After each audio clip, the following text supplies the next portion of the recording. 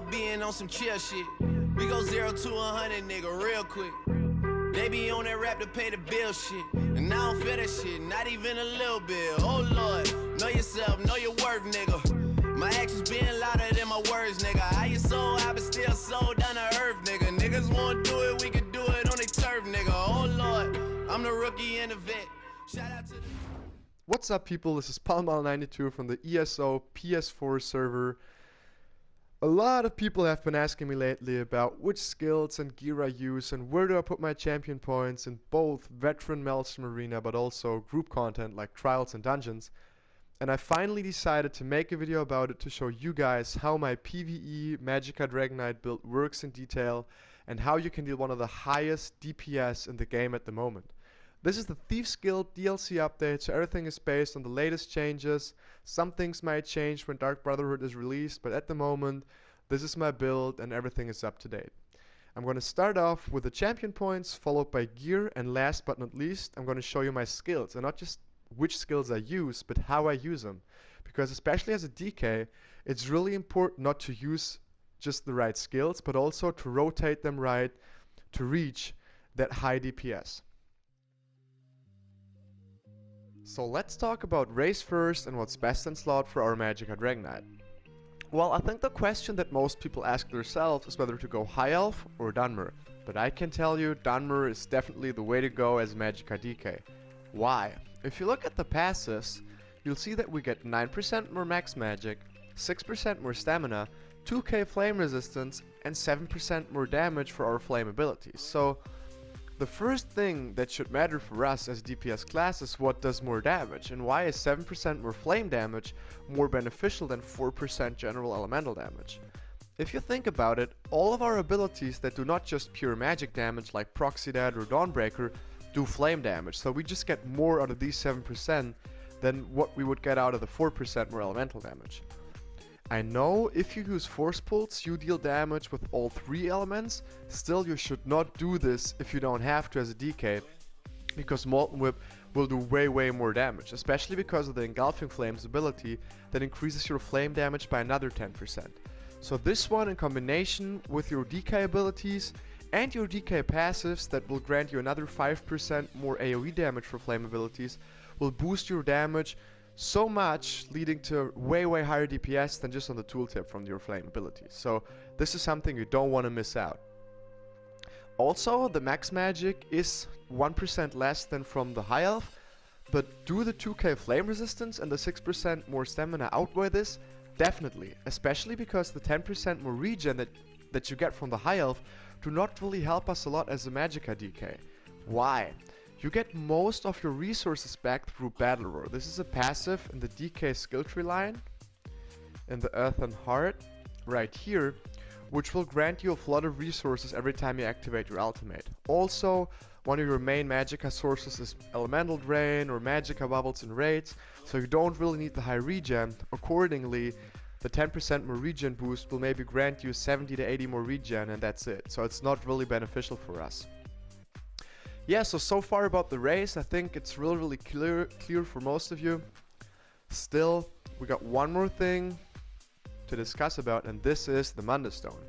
I go for Thief, crit works really fine for me, and also I would highly recommend you not to switch the Mundus Stone, even if you want, for example, more regen. You can always enchant your jewelry or go for a set that's based more on regen, but the crit you cannot hire that easy. So stick with the Thief, you'll see later on why it does so much damage. If you use Twiceborn Star and have the chance to get a second Mana Stone like I do, I'm gonna wear Twiceborn Star during the whole build video, you go for Shadow obviously as the second one. That being said, let's continue with the champion points.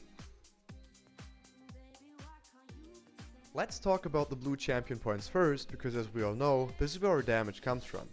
As you can see, I only put my points into 3 different perks: Elfborn, Elemental Expert, and Thaumaturge, so I kept it pretty simple right here. Let's start with Elfborn.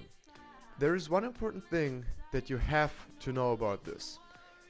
Elfborn, other than other champion point perks, works in so-called jump points. This means that you will always have to put a certain amount of champion points into this in order to get the next level bonus for your DPS out of it.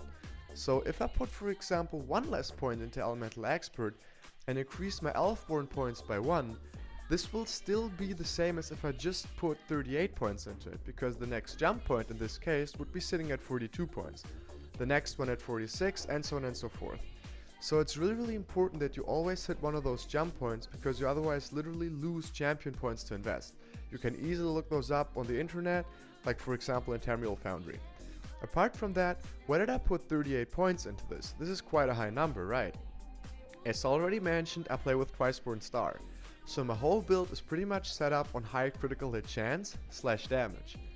Especially because your base damage is so low with Twiceborn, you want to get your crits to hit as hard as possible to outweigh the low non-crits due to the TBS. So for me this works best. I also just love the nuke when I crit. Elemental Expert and Thaumaturge, these two obviously buff our base damage, respectively Thaumaturge our dots. So most people still ask me, why don't I put 100 points into Elemental Expert and the rest into Thaumaturge? Well, the answer is pretty simple. If we just talk about our dots, they both get buffed from Elemental Expert and Thaumaturge. So ideally, you want to have both to be at the same amount to get the highest DPS output, because for example 3 times 5 is smaller than 4 times 4, even though the sum would still be the same. Still, I put more points into Elemental Expert obviously to buff my single target burst abilities a bit more. In the end, you should always find the right balance though. Also, it's very important to hit 120 points in the Apprentice to get the Arcane Source, especially for vMSA. This is a really nice Magicka source if you're up close Molten Whipping, for example. The red ones and the green ones are more or less based on personal preferences still. I put 10 into Spell Shield here, 100 into Elemental Defender because I participate in a lot of VMOL raids at the moment and the spell resistance is really important. You can also go for this to reduce dot damage. This one for self-heal is a pretty nice tip a lot of people don't know about, also really beneficial in raids and vMSA for quick regen, for example. 100 into Magician, this is basic stuff for every Magicka build. Only 30 into Arcanist because we don't have a lot of base regen to multiply. Basically we only have this for the Synergizer. And last but not least, 37 points into Tumbling for reduced dodge roll cost. Really helpful, not just in PvP, but also in vMSA, because I don't play any PvP at all, right? So yeah, that's it about the CPs. Let's continue with the gear. Before we talk about the actual gear, let me say one thing straight away at the beginning, because I know that a lot of people might complain about this. As already mentioned, I play with a really low regen. So even if there's many ways to get back your resources as a Magicka Dragonknight, this is not easy to play with, especially in Veteran Maelstrom Arena. So if you do struggle with your Magicka, you should maybe hire your regeneration somehow. Otherwise, if you can handle it and feel comfortable with it, and will look for the highest DPS, then this is the way to go. Otherwise, don't hesitate to change something. Also, if you look at my spell damage, you see that it's only at 2200. The reason for this is simply because I use Twiceborn Star. Most of you may know it, but Twiceborn Star doesn't have any increase to your spell damage. This is why it is so low. Still, this doesn't mean that I'm not doing a lot of damage. The buff that Twiceborn grants you is not visible in your stats except from your 2 Mundus stones, okay? So far about the stats. Also, just a quick note, I'm using max health and max Magicka buff food. Let's talk about the gear setup. It's really simple, but yet very efficient. I use 2 Veteran Maelstrom Flame Staffs, a 2-piece Vulcan Scoria in medium respectively heavy, and a 5-piece Twiceborn Star in light. Also my jewelry, I'm using 3-piece Willpower, all in Arcane, Spell Power and Chance. Gear obviously Divines because I use Twiceborn Star, weapons both precise. As I already told you, crit is basically the holy grail of my whole build, so are my 2 staffs and my gear. You could go for infused on the big pieces if you use Julianos for example, but especially if you use Twiceborn Star, it's really important that you go for full Divines gear to get the maximum out of your 2 Mundus stones. Also your weapons should be precise, to crit as many times as possible to get the high critical hit damage out of your Twiceborn. If you have sharpened staffs for example because you're not lucky enough to get to imprecise, this is not a problem at all, you just have to change 2 things. First of all, I would not recommend you to use Twiceborn Star anymore out of a raid at least. In a raid, you should always go for Twiceborn, because you should have a constant Warhorn rotation with 30% more critical hit damage. Also, you should change your champion points a bit and put some points out of Elfborn into Spell Erosion, because obviously Sharpened multiplies your spell penetration. Just make sure to still hit a jump point in your Elfborn though. The enchants on the two weapons, this is basically also the reason why I use two Destro Staffs, so on both bars and not the dual wield on my back bar. Grants you 1300 more damage for each of your weaving attacks, really beneficial. Also, you're more flexible with your skills. Especially for my all-round setup, I have Destro Staff abilities on both bars, which do not allow me to use dual wield. Also, the fact that I lose the ability of weaving on my back bar, also heavy attacks, led me to the decision to not use a dual wield on my back bar, even though I have one in my inventory from the good old times. Valkynscoria, I don't have to tell you too much about this. You all know it, you all love it. It has been greatly buffed after Thieves Guild. The proc chance got increased by 50%. Also the damage got buffed by 10%. You can also use Narineth if you play with Force Pulse instead of Molten Whip. Even though for max DPS you should stick with Molten Whip, which I'm going to show you later on with the skills anyway. Molakina, I do have it in my inventory, but as a Magicka Dragonknight, especially now that Valkynscoria got buffed that much, I don't think that it's too beneficial anymore. Twiceborn Star, as I said, in raids it's a must. In group dungeons, as long as you have a Warhorn, you can even use Twiceborn Star in group dungeons like me. Apart from that, a lot of people ask me, why do I not use Julianos? The answer is pretty simple. In Veteran Maelstrom Arena, I do use Julianos from time to time, but even in vMSA, you can use Twiceborn if you like. The average damage is a bit lower, but still, in my opinion, the biggest difference between Twiceborn and Julianos is not the average damage, but the way that you get damage out of the two sets. This means that Julianos is more kind of a constant DPS output, while the standard deviation of the damage output from Twiceborn is way higher. The meaning of this is just that if you crit with Twiceborn, you will do more damage than with a Julianos crit, while if you don't crit, you will do less damage than with a Julianos non-crit.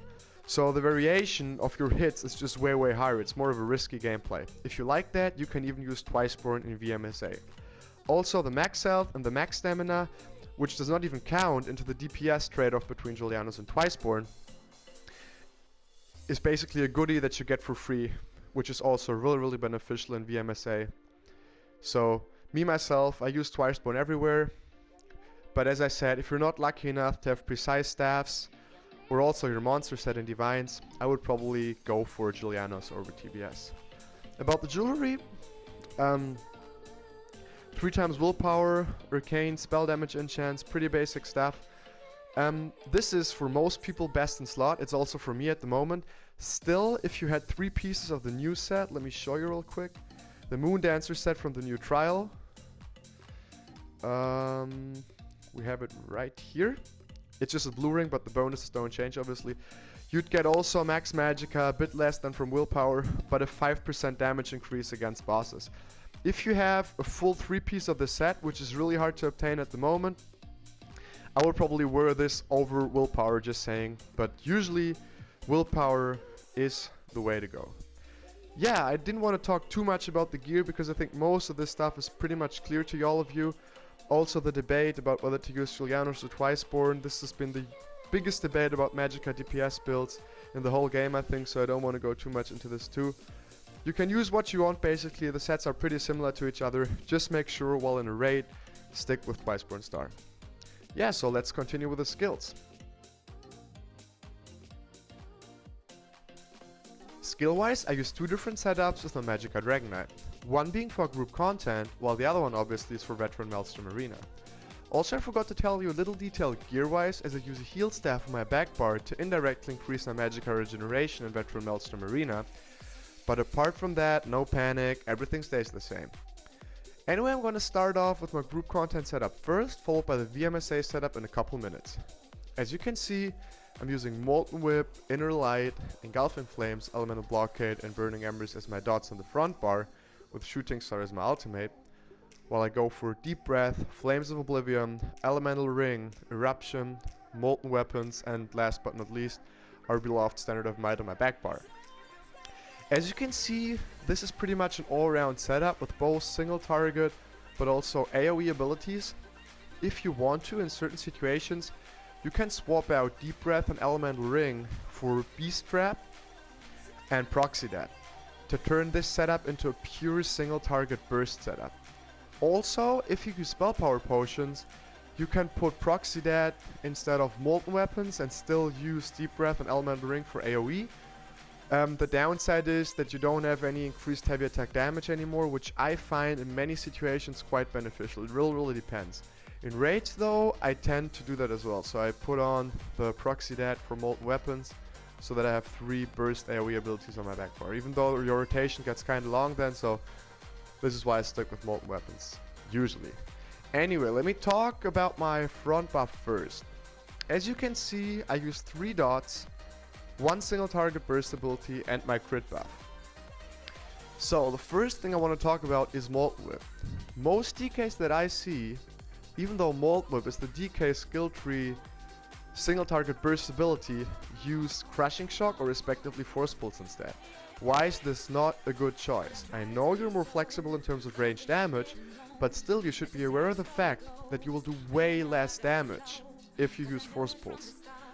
This one right here is Crushing Shock, so Force Pulse does maybe a bit more, but still, the tooltip is up to 7.5k, where Molten Whip does 8.7k, and right now I'm not even buffed, I'm only using my max health and max Magicka buff food. So if you get buffs like Major Sorcery, Spell Power Q and all this stuff, which is really basic in Dungeons/Trials, the gap will even get bigger. Okay, so this is a 1.2k DPS difference just in the tooltip. If you then consider crits and buffs, this can make out a DPS difference of 3k and more, which is really a lot. So if you can do close range damage, stick with Molten Whip. Also, it increases the damage of your dots from the Ardent Flame skill tree, this is why I both have them slotted on the same bar, by 101 spell damage. So, Engulfing Flames. This is the most important dot to keep active on your targets, even though you should constantly renew these 3 dots once they expired, especially when you talk about single target burst. Why? It increases your flame damage dealt to enemies by 10%. Not only it's an AoE dot, so it hits multiple targets, which is really beneficial in combination with Elemental Blockade, but it increases your overall damage because almost all of our damage is flame damage by 10%. So always keep this one up. Elemental Blockade, not only that we use this for increased weaving / heavy attack damage, which also gets buffed by our Molten Weapons, so these two work really nice together, but also burning targets get an additional 20% damage. Plus, if for example you spit on a group of enemies with Engulfing Flames, plus put down your Elemental Blockade, not only does it get a 20% buff, but another 10% buff from Engulfing Flames. So these two you should always keep up also for AoE. Burning Embers, which is our third dot, this is basically our strongest single target dot. If you fight against a group of enemies, I would not recommend you to use this, because it's more or less a time loss. You could spam, for example, 1 Elemental Ring instead, but for single target, this is really the best that you can do. Also, it gives you a lot of self-heal. As you can see, once it expires, it heals you for 70% of the damage dealt. Also, it heals you on recast, so if you drop down on health, you can just spam this one basically and keep yourself alive while your healer is rezzing, for example, or I don't know, if you're just having trouble. Shooting Star. This one, to be honest, I only have slotted for the additional 2% more resources from the passives. I do not actively cast this as I mostly stick with Center of Might. This is it so far about the front bar. Pretty simple. All you do is you renew your dots and cast your Molten Whip in between. Let's talk about the back bar. Right now, this is my pure single target setup. The AoE setup is pretty much self-explaining. If you use Deep Breath and Elemental Ring, you just keep spamming those two. I still decided to talk more about my single target setup, as this one is more complicated to play, as your rotation gets longer if you use these skills. Yeah, Rearming Trap, basic stuff. It increases your crit damage by 12%. A really nice underdog ability from the Fire skill line. Also, it does a little dot, which is not bad. and Proxy Dead. This one will get nerfed so bad after Drag Brotherhood that I might not use it anymore, but right now, even for single target, not even talking about AoE, this is really great. Eruption, it only does half the damage of Elemental Blockade, but if you use them together, it's just a really nice dot. Not only for AoE, but also single target. Molten Weapons, I also told you about this, not only for major sorcery, for 40 seconds for you and your group members, but also for the heavy attack damage. This is all pretty common stuff in my opinion. The thing that I find a bit uncommon is that I use Flames of Oblivion on my back bar. Why? Especially with my single target setup. You see that I only really do damage with Proxy Dead and Eruption, so it's not really worth it using Mage Light over Flames of Oblivion in this case for the 7% more max magic. What I do is, why I mainly use Flames of Oblivion, you cast it, go on your front bar, and you basically get the dot from this ability for free. In raids, it can even crit up to 13k. Right now, I guess it will be around 8k. Okay, 6.8. If I use my major sorcery, it will be like 7 to 8. Yeah, 7.3. In raids, it crits up to 13k, so you don't want to miss this. And if you're standing right next to your target, it hits it up to 4 times in 15 seconds. Do the math, 4 times 13k, that's 52k in 15 seconds. This is more than 3k of free DPS, so you not want to miss this one. Standard of Might, really great. Not just because of the dot, but because you deal 20% more damage. So if you can, you should always use Standard over your Meteor. This is so far about the setup. As I said, I want to focus more on about how to use the skills, which I'm going to show you right now. So here we are at the famous Crocodile in the Way Rest Suez, just to show you guys the rotation. I'm not going to be quick here or do any animation cancelling. This is really just so that you guys get an idea of how to play with the skills in this setup. So at first you want to buff yourself, charge your heavy attack, get close, put down the Eruption, Beast Trap, then your ultimate, and then you switch on your front bar to apply your dots. Once you applied your dots, you just keep Molten Whip spamming. There's our Scoria, and after roughly 10 seconds, you reapply your dots. Zack. Whip, whip, whip, and he's dead. Usually, after every second front bar dot rotation, you reapply your Eruption, because this one lasts 18 seconds, and also you do your Proxy Dead, Flames of Oblivion, and Beast Trap then, like at the beginning of the fight. I'm not doing this every front bar dot rotation, as the bar switch would take too much time, but every 2 times you recast your dots on your front bar, you should do this. So let's get to the DPS test video now, in which I'm going to show you how this all works if you do it really quick, and also I'm going to have a Warhorn active to represent the situation in raid.